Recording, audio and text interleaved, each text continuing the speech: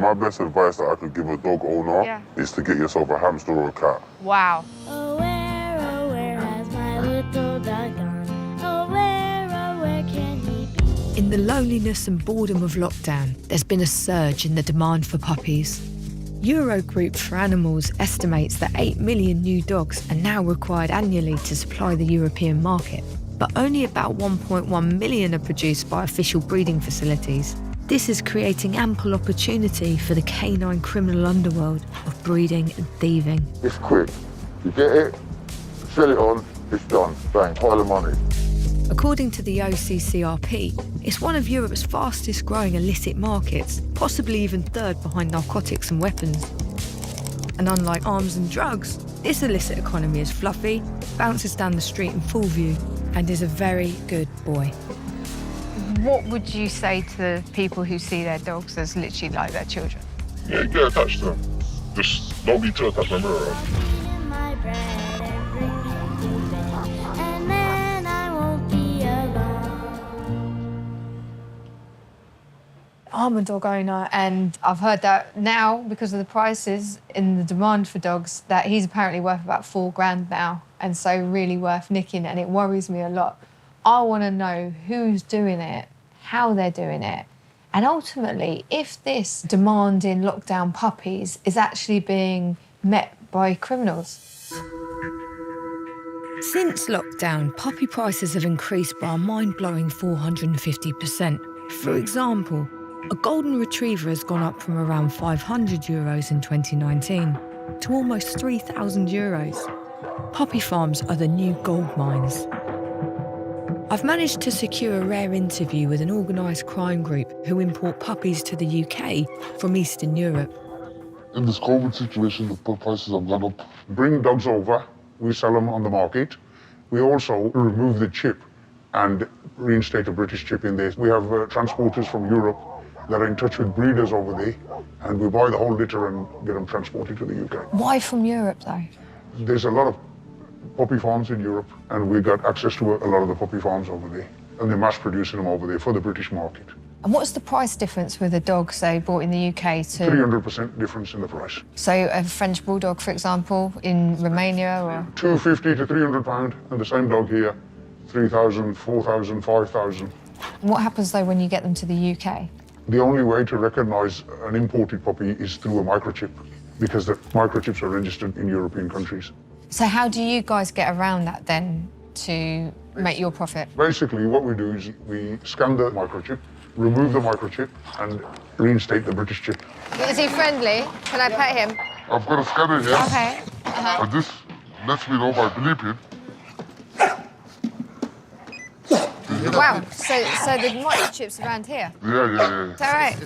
But then, I mean, with a regular like this one, how would you cut the microchip out? I mean, if it's a puppy, it's easier, but if it's an older dog, it has to be put to sleep. It broke my heart to see how starved for attention the dog was, and the conditions it was kept in. They wouldn't tell me how many dogs they had there, but I could hear several whining around the back. Once you've located the chip, what happens next? When we find the chip, we pull it up, put a little slit in it, and remove the chip with one of the tweezers. It's just a little cut, slightly little cut where the chip is, and just push it up to the surface and pull it out. Once the British chip is in, the puppy is British. It must cause distress, right? Yes. Would they call it animal abuse? Call it what you want. It's bread on the table. How can you guys guarantee the health and well-being of the dogs? After paying £5,000, they definitely get looked after. Does that matter to you? Do you care about these dogs? We are in a different department. We're not interested in the welfare and the after the dogs have gone from us. Do you think people buying puppies at the moment know where their dogs are coming from? The buyer has no clue. No. So if I just looked up a Frenchie online and bought it, it most likely has come from... Romania, 60–70% of the time it's an import. Do you think actually the people demanding all these dogs are kind of driving the business that you do? Absolutely, yeah. If the demand for puppies in the UK wasn't what it is, would you guys still do this? Well, we'd find some other trade, wouldn't we? Yeah. And as long as that demand exists? You'll always be meeting people like us. The criminal underworld is not just cashing in on illegal puppy farming. Dog thefts went up by 170% in 2020, One of the UK's dog napping hotspots is London parks. I'm meeting with Kaylee and her dad, whose Staffordshire Bull Terrier Eco was stolen. But somehow they managed to steal her back. So what happened with Eco? So I was walking through the park at 2 a.m. just to go for a last wee. We were here for about 5 minutes. We heard ushering, like, in the That's what I corner. was trying to call over your this dog. corner. Yeah, it sounded like that, but as we both looked up, there was no one to be seen, and then we were like, shit, where's the dog? It was like a split second, so She was just gone. absolutely vanished. She was just like, Eco's been fucking stolen. We went to do an online Facebook group. Eco stolen, Whitechapel, and then her photo. And then people started to join the group. People that spend all their spare time looking for lost and stolen dogs. So the group that helped you get Eco back, what kind of lengths do they go to? One of these women advised Kaylee, like, you need to do a post that makes yourself cry. Kaylee did, and I read it, and I cried, and that really pushed the profile up. And how did you get her back? So I quite like to use the phrase that I kidnapped my dog back. A phone call came from this dog walker who said she saw a dog without a collar that matched Eco's description being let out of an apartment to pee and brought back inside, you know, so obviously being kind of hidden. We were, you know, did this stakeout. We were sitting in the car, and then all of a sudden the balcony door opened. It's glass, so it caught like the reflection of the And that of was the the lamp. first movement. Yeah. All And we were night. like, okay, something's happening. So we slowly got out of the car.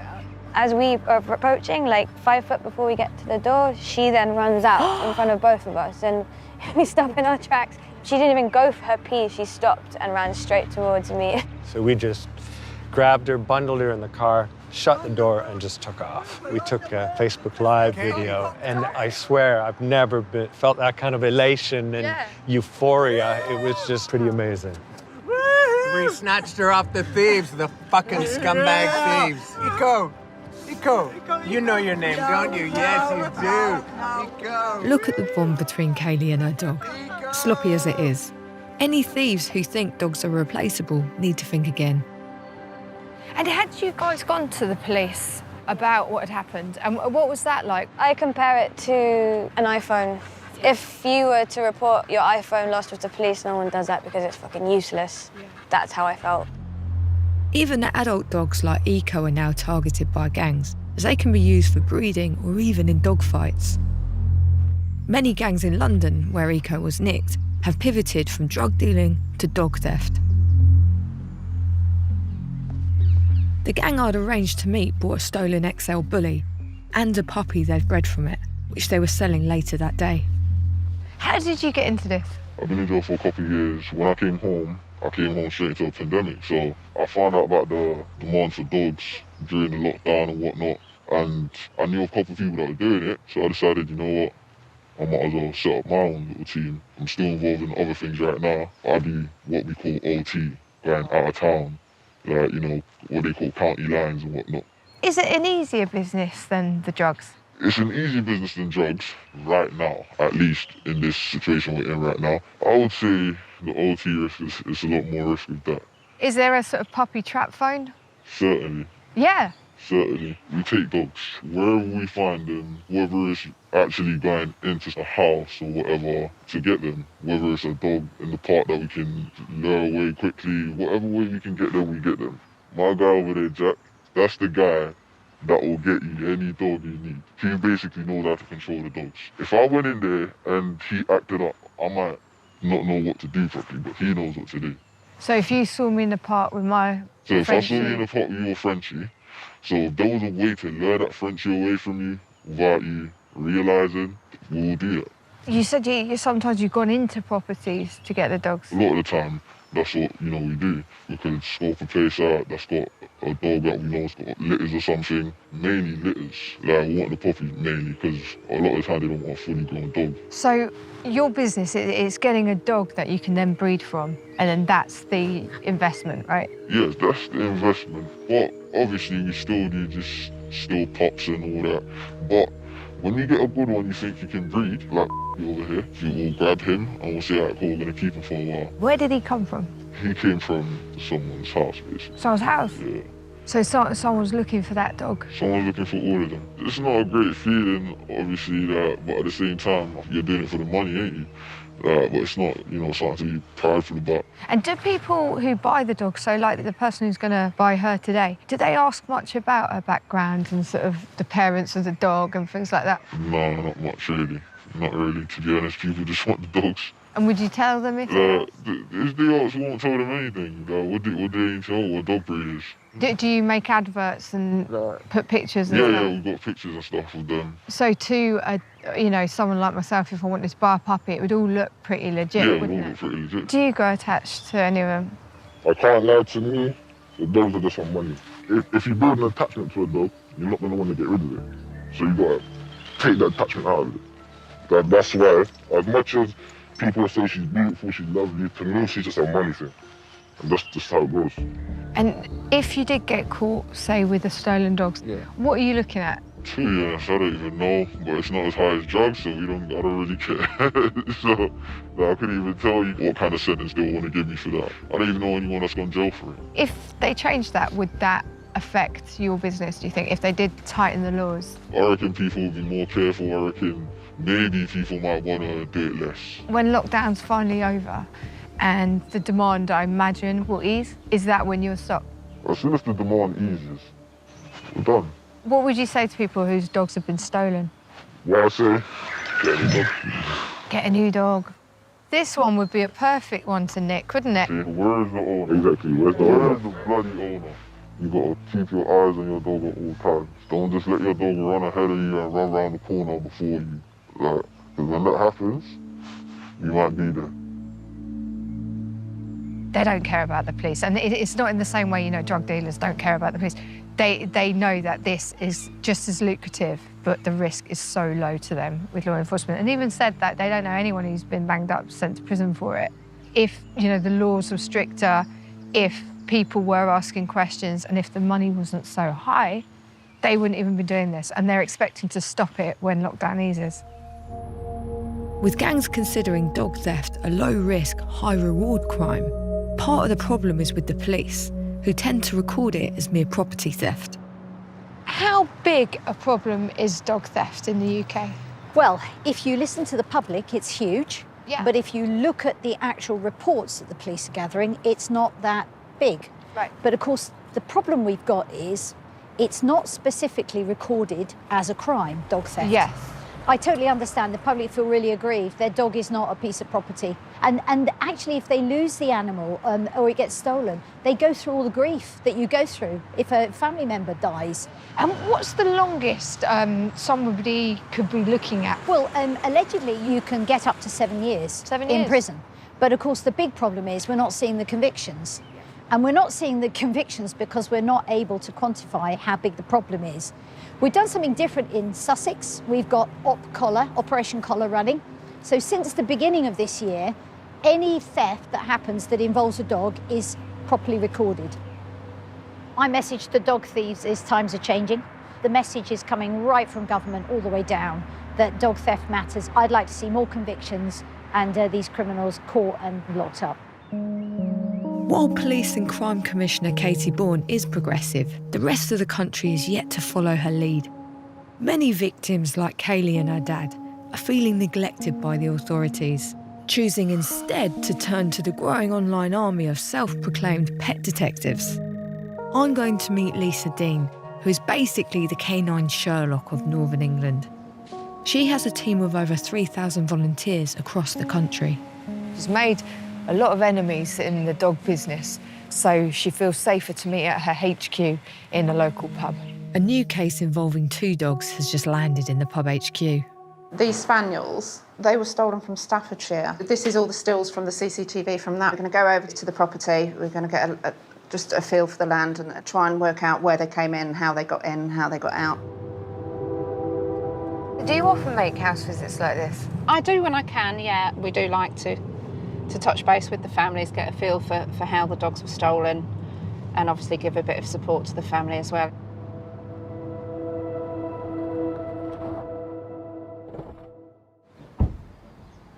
Knock, knock.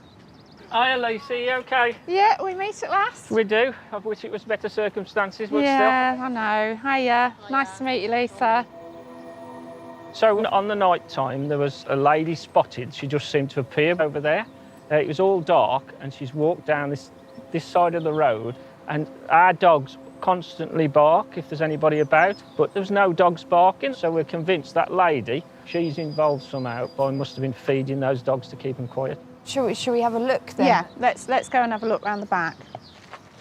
So that was the hedge to the other side, so they've climbed over the one, over the second one to get into here, and then they've come through that gate, propped that one open, they've come through this gate, propped this one open. They've got to here, they know that camera's there, they've literally unplugged it. This is the final one. Open that gate, the dogs were in here, that's the kennel that some of them were in, and it's at this point I believe they grabbed the two friendliest ones and then made that journey all the way back. And the car was waiting for him that end. And you guys were just in there? We were just in the house, yeah. That's when they start barking, and it's at that point when Lisa comes out. She's called the dogs back to her, and she's found she's only got 3 of the 5. She's screaming, my dogs have been taken, my dogs have been taken. How are you doing? Not very good. Yeah. Our life's changed since that night. I mean, Lisa's sleeping downstairs Really? on the settee, so she can listen out for the actual dogs. I can get to them now, so couldn't get to them that night. I'm sorry. She's not happy coming out in the dark. Were you aware of dog thefts? Had you heard that there's been a surge in There's a surge in dog thefts, but you don't actually think that they're going to be taking them from your garden. Yeah. Your dog's part of your family, and you're relaxed most with your dog. And at the minute, nobody can relax with a dog when they're out walking. It's completely changed dog ownership, hasn't it? Totally. What needs to change? Awareness needs to be raised further. People need to know that they're buying puppies and dogs from unscrupulous sites, unscrupulous breeders. Pet theft needs to be a crime in its own right. The penalties need to be increased so that there's a custodial sentence attached, so that there's a consequence. Prices of dogs need to be capped so that it's not such a lucrative business for the thieves. Somebody shouldn't be paying £4,000 for a dog. If it was, if it was saying the maximum's £200-300, they wouldn't be stealing them to sell them, would they? What would you say to the people who've currently got your dogs? Just please bring them back home. We don't care how much money you've had to pay to have them, we'll just give you the money. Just bring them back home. Bring them home. This family's story is just one of hundreds of dog thefts that are happening up and down the country. I want to see how stolen dogs are kept before they're sold on. I've managed to gain access to a property where a gang is temporarily keeping the animals. Apparently they keep changing the locations. Can you talk me through each of them? What about the larger dogs? Where did they come from? I can't be too specific about where they come from, but what I can tell you is they were both taken recently. One of them, the lab there, is very young, and he'll go quick. And why do you think he'll go quick? He's a lovely, gorgeous little dog, and he's young, that's the point, he's young. I was unnerved to see the dogs were wearing electric shock collars. I've noticed the bigger dogs here, they have these electric collars on. I imagine, from what I know about these kind of collars, that these dogs are a lot more manageable under control like that. What he's saying is that whatever it is abusive. It's a device by which they keep the dog calm. I think it's a sensible thing to do. I'll speak about this little fella here. Yeah? So tell me about I've had him about 3 years. He belonged to someone else originally? He did, okay. But you've had him 3 years. And why is that? I just couldn't bear to part with him, really. Does he mean a lot to you now? He's everything. He's number one for me, yeah. Yeah, so you He's understand that he's love my of number the dog. one responsibility. Of course, yeah. Yeah, that's how I'm about my dog. But my dog, I didn't take him off someone else, Yeah. Don't you think that the people who own these are going to feel exactly the same way about their dogs as you do about this one? Well, okay, I'm gonna conclude here by saying that we're getting into the morality now, and if I felt any way about the rights and the wrongs of it, I wouldn't be doing it. Simple as that. Yeah. So you don't feel any kind of way about it? I don't. It's what I do. It's what I do. Times are hard. Times are hard. I've got a conscience, but this is what I do for money, and I don't really think I'm actually harming anybody. I imagine the owners, the former owners, are absolutely broken-hearted. Right, you know what? I'm gonna You've had enough? I'm gonna say yeah, thanks guys, because really, there's nowhere really to go from here. I've been as frank and as honest as I can with you, and it's actually been quite painful. It's actually been very painful. Why painful? Because, you know, this is not an easy thing to do. It's not an easy thing to talk about. You know, it's a business, but it's not a business I'm proud of. It's how I make money. Anyway, so look, I'm going to say thank you and bail out now, yeah? We should leave. It was interesting to see how he just could not handle those tougher questions. And I think this is a guy who does this all day, like he says, bread and butter, but he can't answer those questions even to himself. I'm sure he just puts it in the back of his mind and cracks on. And as soon as I asked the obvious, he shut down. And, you know, he clearly wanted us to leave. The importers, the thieves, the victims, the pet detectives, and even the police have all agreed that stealing dogs right now is literally a walk in the park. With prices up to staggering levels, the police not prioritising it, and potential buyers not asking enough questions, it has created the perfect storm. I hope this crime will be taken more seriously, and that as the pandemic eases and demand goes back to normal, that we will see an end to the explosion of dog thefts and illicit puppy farms. But most importantly, before you buy a dog, make sure you really know where it's coming from.